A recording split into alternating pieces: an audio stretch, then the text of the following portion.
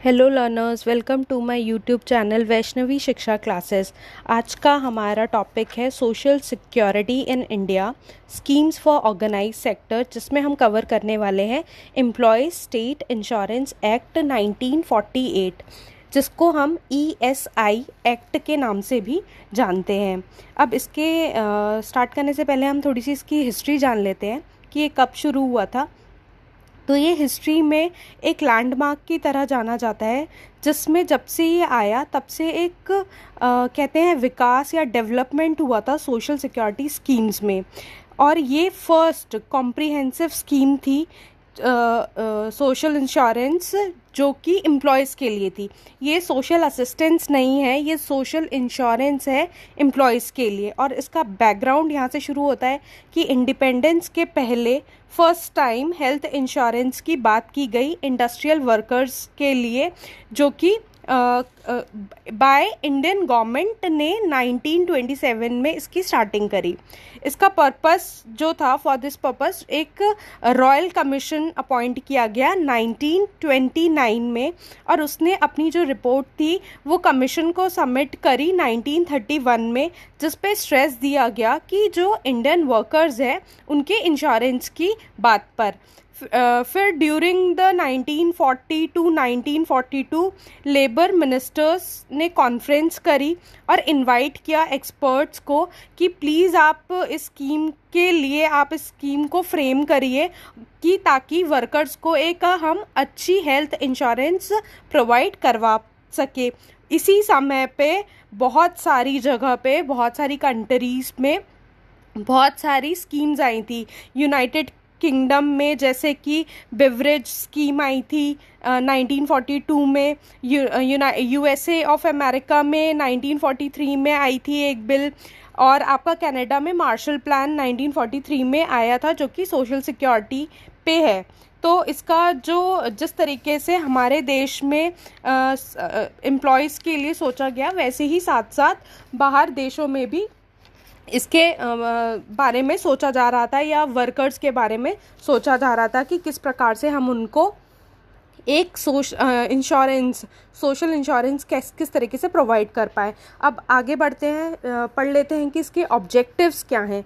जो main objective है इस एक्ट का वो है कि इंडस्ट्रियल वर्कर्स जो हैं उनको एक सिक्योरिटी फील करवाना या सिक्योरिटी देना, जब भी कभी भी उनके जीवन में आकस्मिक व्यय आए या कोई भी ऐसी परिस्थिति आए जहां उन्हें लगे कि उन्हें एक इंश्योरेंस की ज़रूरत है, तो इसलिए ये बनाया गया। इस एक्ट में जो मेजर स्टेप्स हैं सोशल इंश्योरेंस के, वो बेसिकली ग्रांट करना है कैश बेनिफिट एम्प्लॉयज़ को, कब, जब उसको किसी प्रकार की सिकनेस हो, एम्प्लॉयमेंट इंजरी हो या मैटरनिटी के टाइम पे।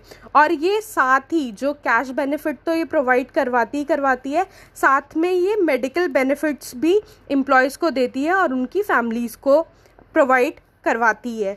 और इसका जो बेसिकली मेजर जो एम है वो है लेबर वेलफेयर, कि लेबरों का वेलफेयर। और ये जो एक्ट है ये सिर्फ नीडी लेबर्स को नहीं, उनकी फैमिली को भी पूरी प्रकार से हेल्प करता है, और ये सभी प्रकार की जो असिस्टेंस जो लेबर क्लास को मिलनी चाहिए वो प्रोवाइड करवाता है। अब इसके हम पढ़ लेते हैं कि इसका स्कोप कहाँ तक है और इसकी कवरेज कहाँ तक है।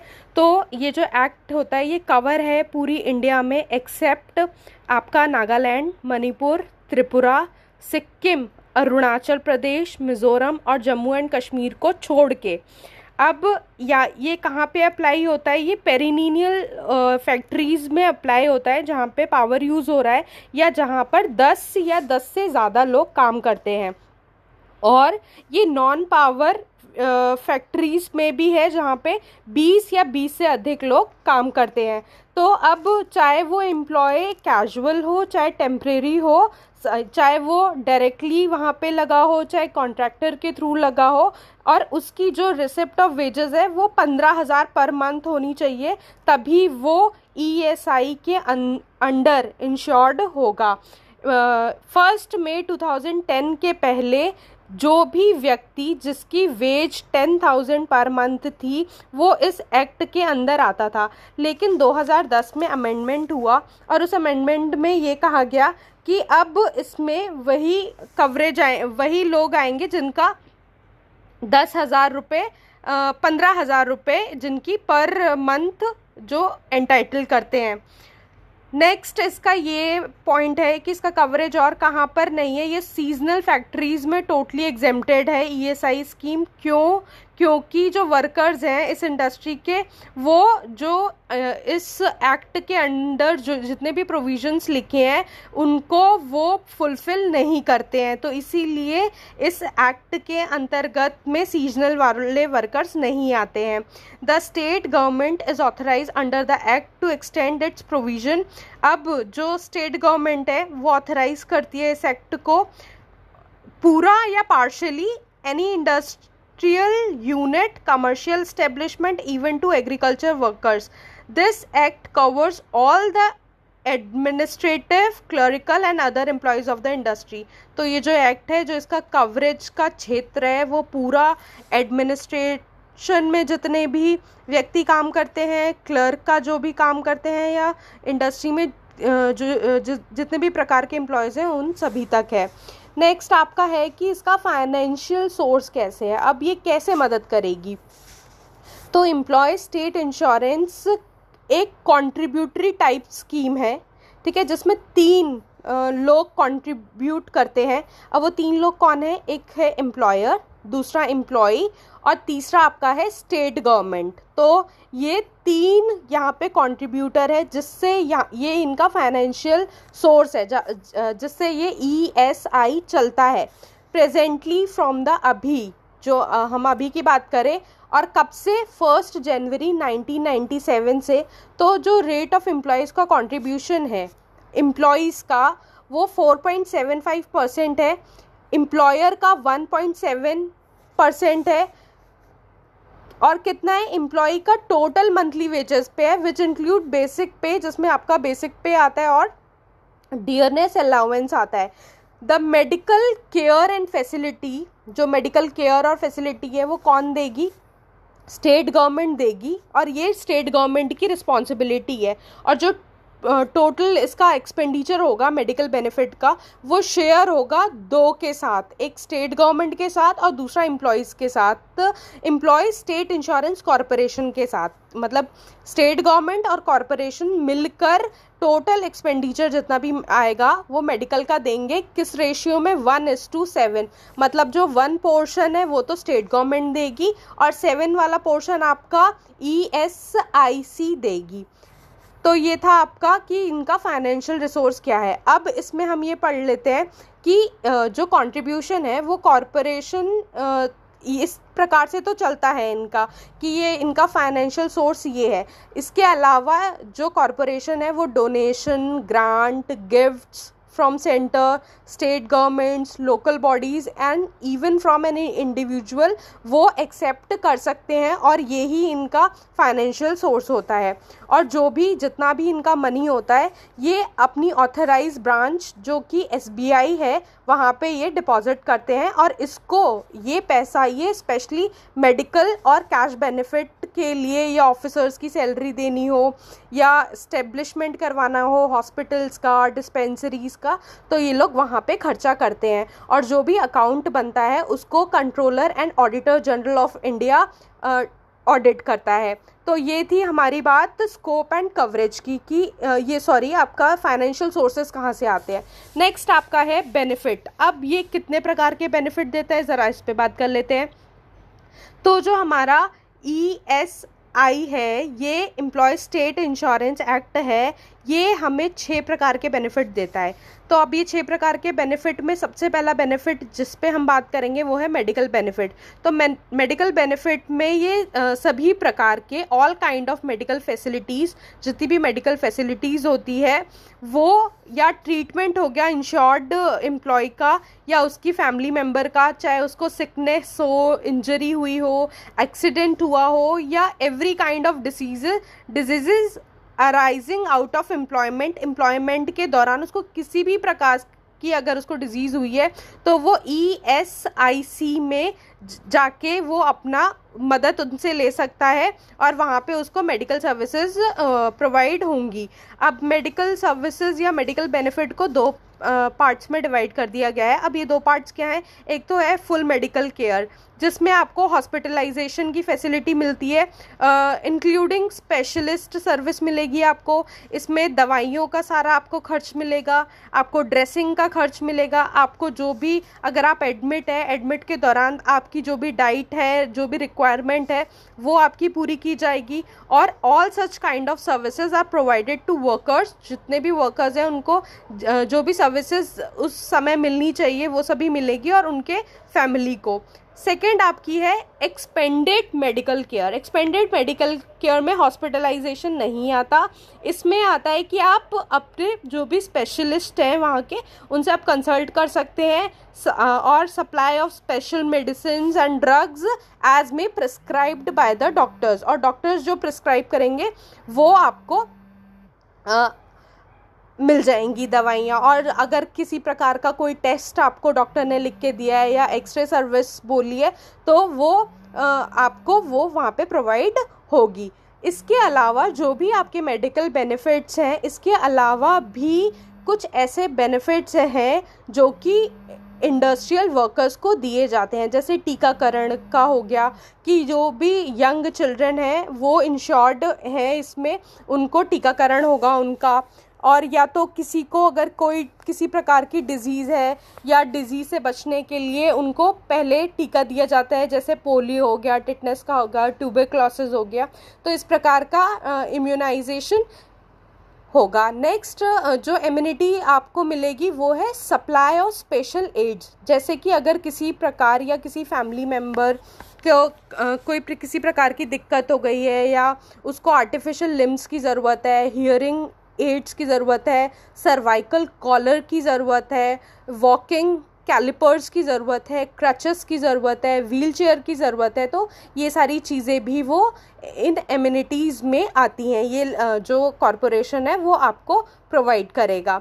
नेक्स्ट है इसका जो पहला बेनिफिट हमने पढ़ा मेडिकल बेनिफिट, दूसरा बेनिफिट इसका है सिकनेस बेनिफिट। तो सिकनेस बेनिफिट में हम आते हैं। सिकनेस बेनिफिट में आपको पीरियोडिकल पेमेंट करनी पड़ेगी इन शॉर्ट पर्सन को for the period of certified sickness. जो भी सिकनेस है उसमें आपको एक पीरियोडिकल पेमेंट करनी पड़ेगी। This benefit is provided to an employee, ये एम्प्लॉय को प्रोवाइड होगा when he needs a medical treatment, जब भी उसे मेडिकल ट्रीटमेंट की ज़रूरत होगी। And attendance is also given with wage on medical ground, और उसको अटेंडेंट जो होगा उसको वेज मिलेगा मेडिकल ग्राउंड पे। और जो सिकनेस बेनिफिट है ये रफली 50% ऑफ एवरेज डेली वेजेस का होगा। अच्छा, अब नेक्स्ट इसमें ये है कि इसमें कितना कंट्रीब्यूट या कौन एलिजिबल है इसके लिए। तो ये एलिजिबल सिकनेस बेनिफिट लेने के लिए जो भी एम्प्लॉय है उसने कम से कम लेस देन मतलब जो इंश्योर्ड पर्सन है should have paid contribution not less than 78 days during the corresponding contribution period. इसका मतलब ये है कि उसने 78 days कंट्रीब्यूट करा हो कम से कम मिनिमम, तभी वो इस बेनिफिट को ले सकता है। अच्छा, नेक्स्ट है कि अगर कोई नया व्यक्ति हो जिसने जॉब अभी अभी ज्वाइन करी हो, क्या उसको ये सिकनेस बेनिफिट मिलेगा? तो बिल्कुल नहीं मिलेगा, क्योंकि उसको 9 month वेट करना पड़ेगा एलिजिबल होने के लिए, ये बेनिफिट लेने के लिए। नेक्स्ट है कि अगर ये जो बेनिफिट है वो no benefit at admissible for the first 2 days of the spell of the sickness, ये फर्स्ट 2 days में ये नहीं एडमिसेबल होगी, विच इज़ कॉलिंग इसलिए इसको इस पीरियड को बोल दिया जाता है वेटिंग पीरियड। नेक्स्ट आपका है मैटरनिटी बेनिफिट। अब मैंने मैटरनिटी बेनिफिट की बात कर लेते हैं। मैटरनिटी बेनिफिट के बारे में मैंने पहले भी एक वीडियो अपलोड करी है, तो आप वो जाके दे सकते हैं। कोई भी वुमेन जो प्रेग्नेंट हो उसे मैटरनिटी बेनिफिट दिया जाएगा। जो इंश्योर्ड वुमेन है वो एंटाइटल है मैटरनिटी बेनिफिट के लिए।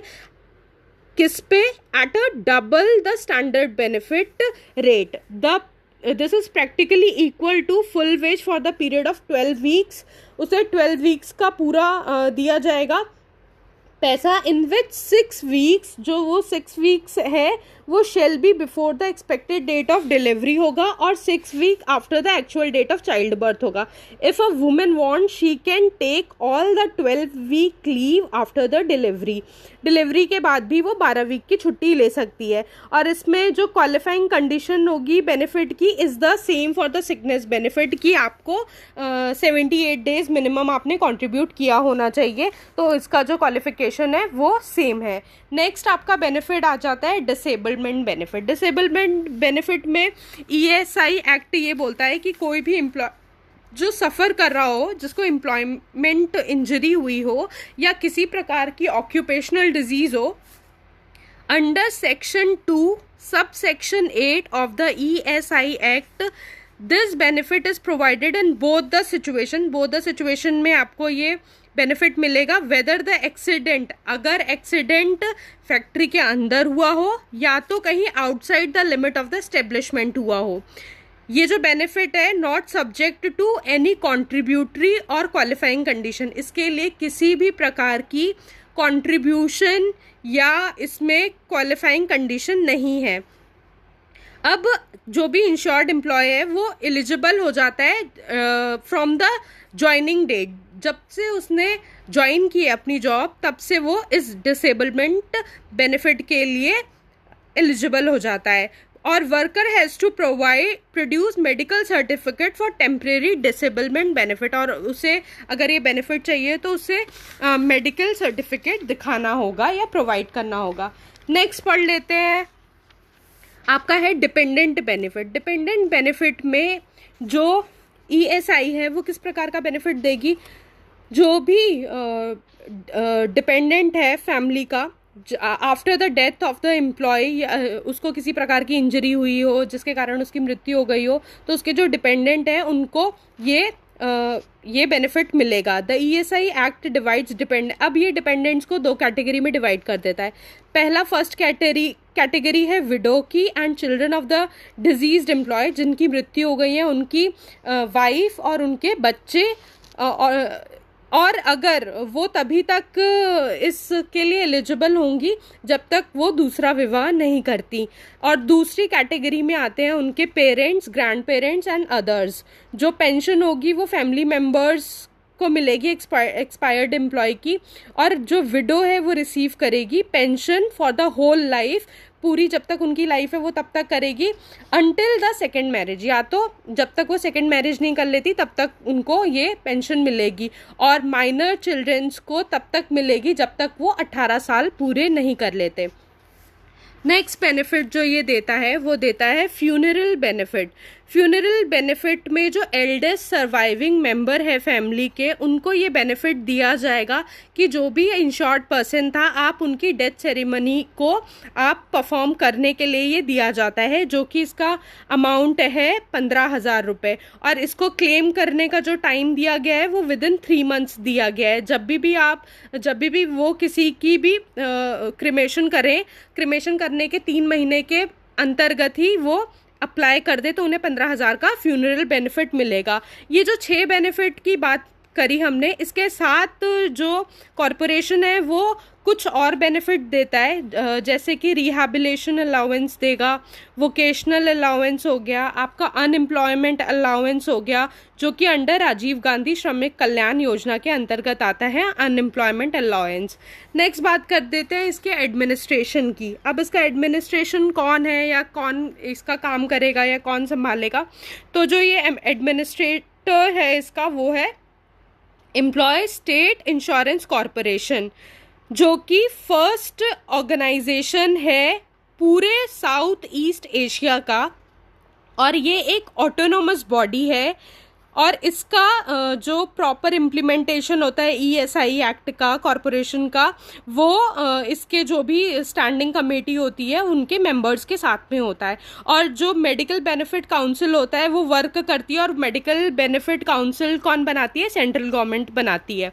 अब इसके जो कॉरपोरेशन में कौन कौन लोग होते हैं जो कि ये पूरा कार्यभार संभालते हैं, एक तो चेयरमैन होते हैं, वाइस चेयरमैन होते हैं, 1% each representing the each state in which it is in force। जिस स्टेट में ESI कॉरपोरेशन होता है वहाँ के हर एक रिप्रेजेंटेटर होता है।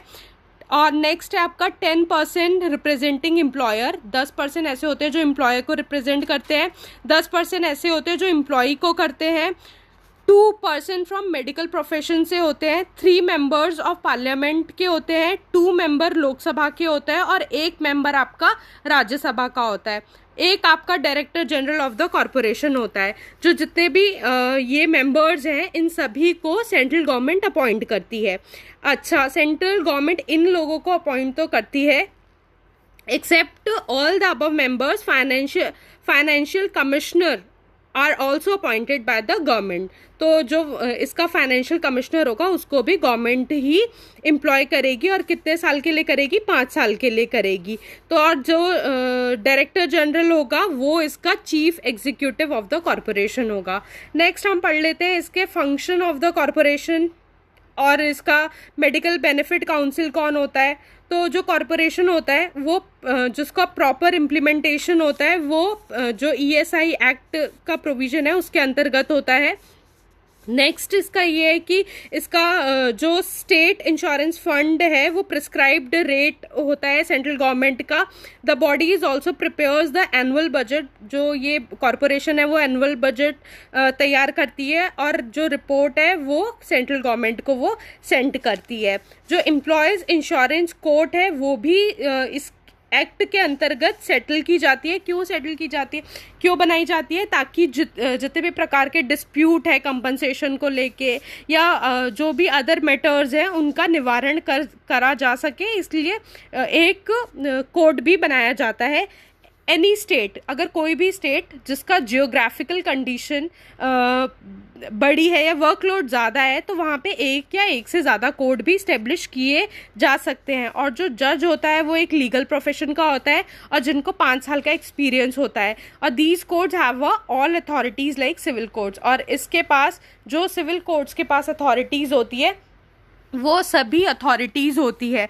तो आज के आपके वीडियो में हमने कवर किया employee state insurance act 1948। If you like the video please like, share and subscribe.